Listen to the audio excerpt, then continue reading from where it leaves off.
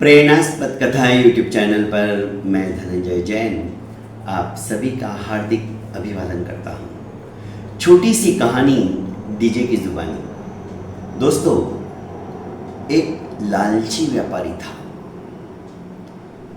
पैसा पैसा और सिर्फ पैसा, इसके अलावा उसको कुछ भी नहीं दिखता था। उसके मन में इतनी लालसा जागृत हो जाती थी कि बस एन केन प्रकारेण मेरे पास ज़्यादा से ज़्यादा पैसा है, और दिन रात उसी में लगता था। ना तो खाने की चिंता, ना पीने की चिंता। एक दिन उसने सुना कि नगर के बाहर एक बहुत बड़े पहुंचे हुए संत आए हुए हैं, और संत बड़े चमत्कारी हैं। वचन सिद्धि है उनको, कई तरह के मंत्र तंत्र और सिद्धियों के जानकार और धारक होने के कारण से वहां पर दर्शन करने के लिए लोगों का बिल्कुल जमावड़ा लगा रहता था। व्यापारी ने सोचा कि क्यों नहीं इनके पास एक बार चला जाए और ऐसा कुछ मंत्र प्राप्त कर लिया जाए जिससे कि मैं और ज्यादा धनाढ्य बन जाऊं। पहुंच गया। महात्मा ने कहा, कहो कैसे आना हुआ। व्यापारी बोला, महात्मन, मैं बहुत बड़ा व्यापारी हूं, पैसों की कोई कमी नहीं है, पर मैं चाहता हूं कि मेरे पास और ज्यादा प्रचुर मात्रा में पैसा आए, और इसके लिए मुझे आप ऐसी कोई साधना बताओ जिससे कि वो साधना करके मैं सिद्धि को प्राप्त करूं। महात्मा मुस्कुराए। उन्होंने कहा, इतना पैसा पाकर तुम करोगे क्या? आखिर तुम्हारा कुछ उद्देश्य तो होगा। सेठ के पास इसका कोई जवाब नहीं था। उसने कहा, महात्मन, मेरा तो लक्ष्य सिर्फ और सिर्फ इस संसार के अंदर सबसे ज्यादा पैसा मेरे पास हो, यही है। इसके अलावा मेरा कोई उद्देश्य नहीं, कोई लक्ष्य नहीं। महात्मा ने कहा, उद्देश्य तो होना ही चाहिए। जैसे तुम आज यहां पर आए, तुमने एक उद्देश्य निर्धारित किया कि मैं महात्मा के पास जाऊं तो उनसे कुछ ऐसा मंत्र लूं जिससे मेरे को और ज्यादा पैसा मिले। पर सबसे ज्यादा धनाढ्य व्यक्ति तुम बन भी गए, उसके बाद क्या? उसके बाद तुम्हारी सोच क्या रहेगी?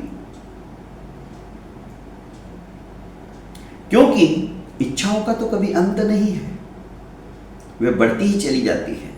इच्छा अनंत आकाश की तरह है, कोई और छोर नहीं। आज इच्छा हमारी इतनी बलवती हो उठती है। साइकिल वाले के पास यदि मोटरसाइकिल नहीं है तो उसकी इच्छा रहती कि मेरे को कब मोटरसाइकिल मिले। मोटरसाइकिल वाला सोचता है कि कब मैं कार के अंदर सवारी करूं।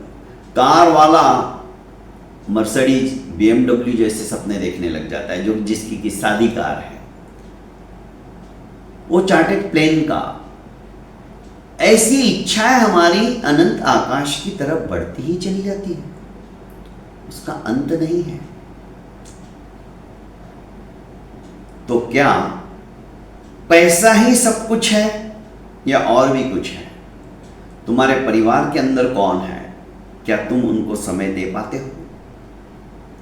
क्या उनकी भी इच्छाएं नहीं रहती कि आपसे बात करें, आपके साथ बैठकर खाना खाएं, आपसे विचार विमर्श करें? सबकी अपनी अपनी इच्छाएं रहती हैं, और सभी उन इच्छाओं को पूरा करना चाहते हैं। पर जब तक मन की एकाग्रता के साथ में आप कोई काम ना करो, आप सफल नहीं हो सकते। सेठ एक ज्ञान की बातें सुनने के लिए नहीं आया था। उसने कहा, महात्मन, आप मुझे ऐसा कुछ मंत्र देना चाहो तो दे दो, मेरे पास इतना समय नहीं है। महात्मा बोले कि एक काम करो, मैं एक कटोरा तुम्हें देता हूं, सामने नदी पर जाओ और वो कटोरा भर के पानी मेरे पास वापस लेके आओ, पर याद रखना एक भी बूंद उस कटोरे में से नीचे नहीं गिरनी चाहिए। यदि नीचे गिर गई तो तुम्हारी सारी संपत्ति चली गई, और नहीं गिरी तब मैं तुम्हें गुरु मंत्र देता हूं। व्यापारी बड़ा खुश हुआ, पर डर भी लग रहा था कहीं बूंद गिर गई तो। पर हिम्मत थी, लक्ष्य था कि नहीं, मेरे को तो प्रचुर मात्रा में संपत्ति कमानी है। निकल गया। महात्मा ने जो कटोरा दिया था वो कटोरा पानी में डुबोया, नदी के पात्र में भरा, और धीरे धीरे कंटकाकीर्ण मार्ग के ऊपर कांटे थे, पथरीले नुकीले पत्थर रास्ते में थे, पर उसने उसकी कोई परवाह नहीं की। पूरा ध्यान उसका उस कटोरे के ऊपर ही था, कहीं एक बूंद नीचे ना गिर जाए। रास्ते में कई लोग मिले, कईयों ने उससे रोककर बातें करना चाहिए, पर उसने किसी की तरफ ध्यान नहीं दिया। उसका पूरा ध्यान कटोरे पर था। आखिर महात्मा के पास पहुंच गया बिना बूंद गिराए, और बड़ा खुश हुआ और कटोरा सामने रखते हुए कहा कि महात्मन, जैसे आपने कहा था मैं आपकी परीक्षा के अंदर उत्तीर्ण हो गया हूं। मैंने एक बूंद भी इस पानी के कटोरे में से नहीं गिरने दी। महात्मा खुश हुए। उन्होंने कहा, बस सचमुच में तुम सफल हो गए। जैसे तुमने इस कटोरे के तरफ ही ध्यान दिया, रास्ते में कौन आया कौन गया, किसने बातचीत करने की कोशिश की, तुम्हारा ध्यान बिल्कुल नहीं गया। तुम्हारा ध्यान सिर्फ और सिर्फ इस कटोरे के पानी के अंदर स्थिर था, कहीं एक बूंद ना गिर जाए। बस लक्ष्य को निर्धारित करोगे तो तुम्हें सफलता मिल जाएगी। तुम संसार के सबसे धनाढ्य व्यक्ति बन जाओगे। मंत्र और कुछ नहीं है, यही गुरु मंत्र है। जो भी काम करो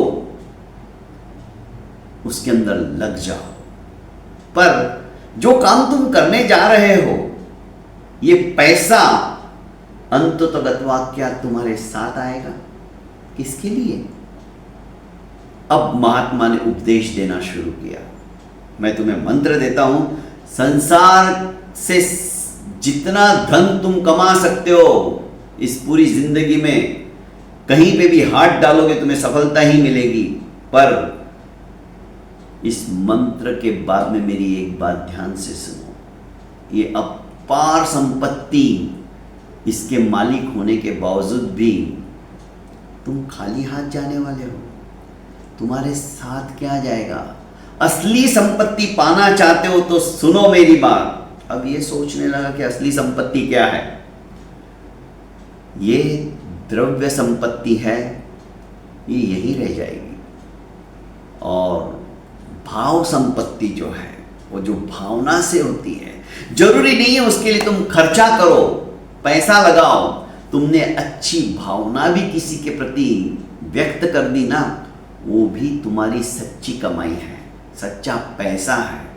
अब धीरे धीरे महात्मा की बातें व्यापारी को समझ में आने लगी। व्यापारी वहीं बैठ गया। महात्मन, मुझे ऐसी संपत्ति दो जो मेरे साथ वहां पर भी चले। जब मैं जाऊं, इस संसार से विदा हूं, तो मेरे साथ वही संपत्ति चले, ऐसा कुछ उपाय बताओ। अब महात्मा ने ज्ञान की बातें बताना शुरू की, और ज्ञान की बातें सुनते सुनते व्यापारी की तो आंखें खुल गई। दोस्तों, वस्तुतः देखा जाए तो वास्तविक संपत्ति गरीबों की सहायता करने में है।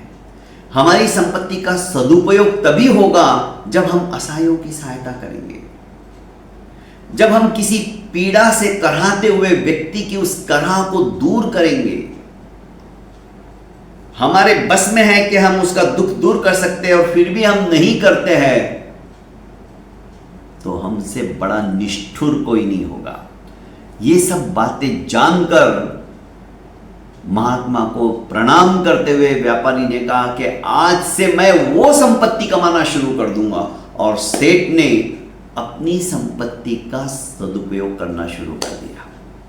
दोस्तों, अंततोगत्वा संपत्ति यही रहने वाली है।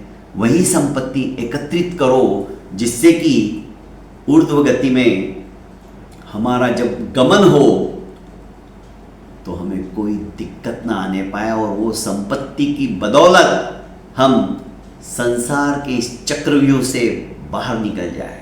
बहुत बहुत धन्यवाद दोस्तों। प्रेरणास्पद कथाएं यूट्यूब चैनल को लाइक कीजिए, सब्सक्राइब कीजिए और ज़्यादा से ज़्यादा अपनों को शेयर कीजिए। प्रणाम।